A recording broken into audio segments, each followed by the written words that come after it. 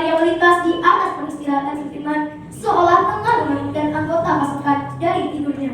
Manakala kaki langit di balik bukit timur membentangkan warna merah kecurigaan.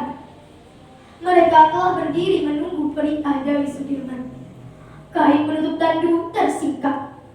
Sudirman yang wajahnya tampak segar berdiri di depan pasukannya yang telah berdiri membentuk barisan.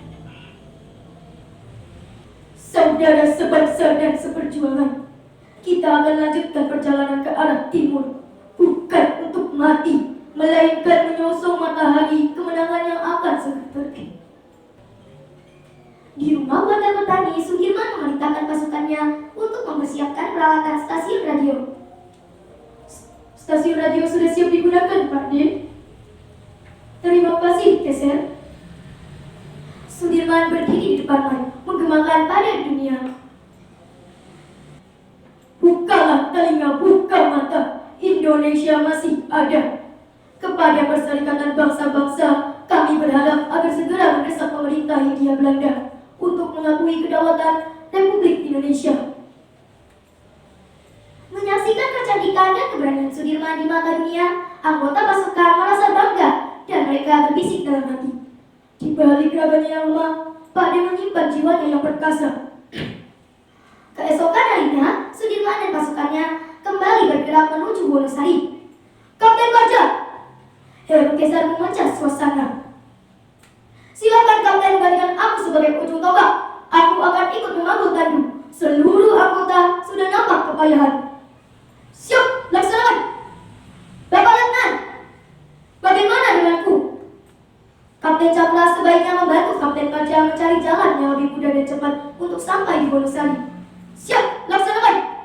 Letnan, Suwondo tak mau ketinggalan. Mau tak mau aku harus ikut mengambil tandu. Terima kasih, Dok. Pasukan Sudirman kembali bergerak mendaki jalanan berbatu dengan sisi kiri kanan jurang menganga menyerupai mulut sang malaikat maut. Waktu terus berjalan seiring langkah pasukan dan memanggul tandu hingga suatu malam mereka yang telah menginjakan kakinya di tlatah Wonosari mengetahui keberadaan Sudirman dan pasukannya yang tengah menginap di rumah sesepuh desa.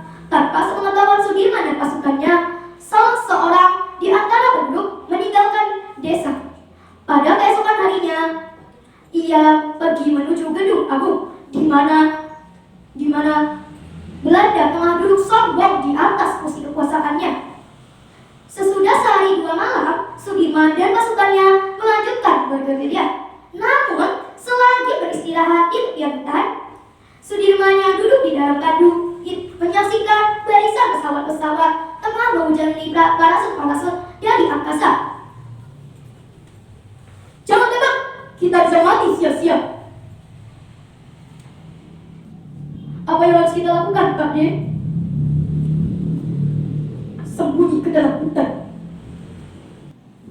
Mendengar berita Sudirman, seluruh anggota pasukan itu segera memasuki hutan. Mereka tak bergerak, hanya berlindung di rimbunan semak dan pohon-pohon. Mereka hanya berdoa demi keselamatan. Manakala telinga mereka mulai menangkap desingan peluru dan letusan bom.